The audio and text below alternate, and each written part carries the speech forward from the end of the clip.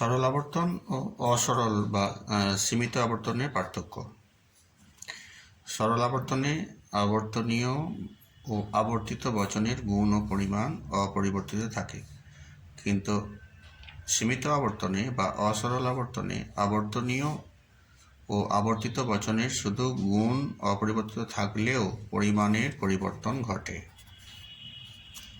2 নম্বর, সরল আবর্তনের ক্ষেত্রে আবর্তিত বচনটিকে পুনরায় যদি আবর্তন করা হয় তাহলে মূল বচনে ফিরে আসা যায়, কিন্তু অসরল আবর্তনে আবর্তিত বচনটি পুনরায় আবর্তন করলে মূল বচনে ফিরে আসা যায় না।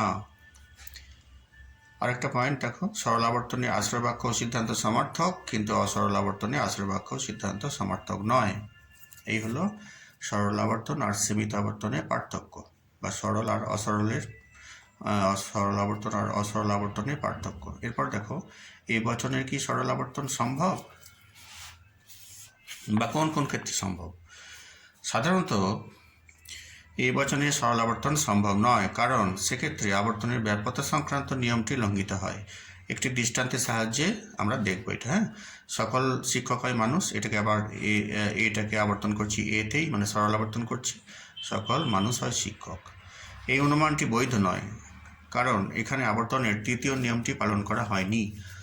আবর্তনের তৃতীয় নিয়ম অনুযায়ী যে পদ আশ্রয়বাক্যে ব্যাপ্য হয়নি সে পদ সিদ্ধান্তে ব্যাপ্য হতে পারবে না। এক্ষেত্রে সিদ্ধান্ত এ বচন হওয়াতে উদ্দেশ্য মানুষ পদটি ব্যাপ্য হয়েছে, কিন্তু আশ্রয়বাক্যে এই মানুষ পদটি এ বচনের বিধেয় হওয়ার জন্য ব্যাপ্য হয়নি, কারণ এই বচন কেবলমাত্র আমরা জানি উদ্দেশ্য পদকে ব্যাপ্য করে। এই কারণে এ বচনের সরল আবর্তন সম্ভব নয়।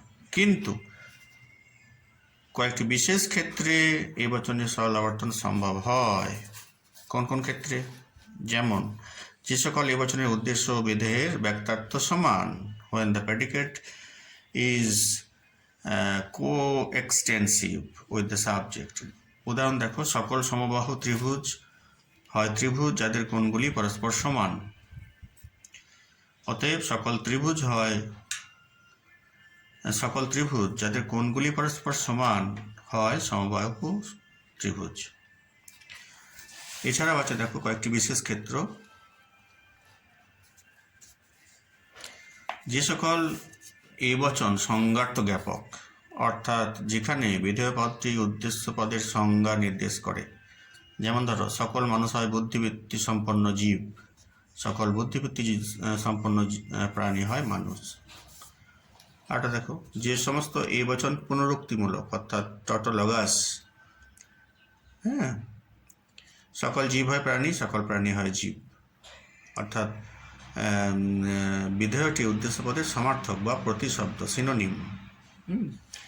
আর কি দেখো, যে সকল এই বচনের উদ্দেশ্য ও বিধেয় নির্দিষ্ট বিশিষ্ট পদ, ডেফিনিট সিঙ্গুলার টার্ম। যেমন ধরো, কালিদাস হন মেঘদূত কাব্যের রচয়িতা, অথবা রবীন্দ্রনাথ হন গীতাঞ্জলি রচয়িতা। এখানে কি করছে দেখো, অতএব মেঘদূত কাব্যের রচয়িতা হন কালিদাস, বা গীতাঞ্জলি রচয়িতা হন রবীন্দ্রনাথ, এরকম।